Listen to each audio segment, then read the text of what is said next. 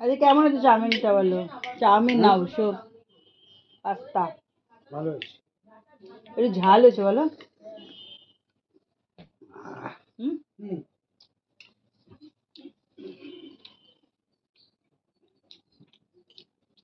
আজকে ব্রেকফাস্টে পাস্তা হয়েছে আর পাস্তাটা আজকে দারুণ হয়েছে খেতে, একটু ঝাল হয়ে আছে কারণ একটু গোলমরিচ দেওয়া হয়েছে, কাঁচা লঙ্কা ভেজে দেওয়া হয়েছে, আবার মটরশুঁটি।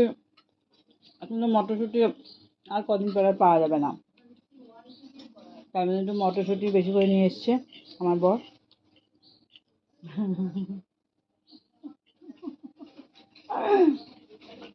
কাজ করো।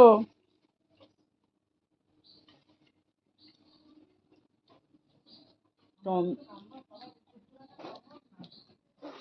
পাস্তা খেয়ে তারপরে চা করেছি, না চা নাও, চা খেয়ে রান্না করতে যাব।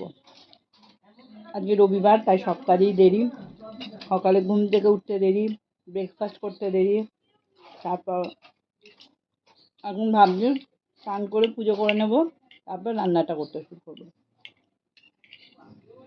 পুজোটা হয়ে গেলে অনেকটা নিশ্চিন্ত হওয়া যায় আর মনটাও খুব ভালো লাগে, শান্তি লাগে।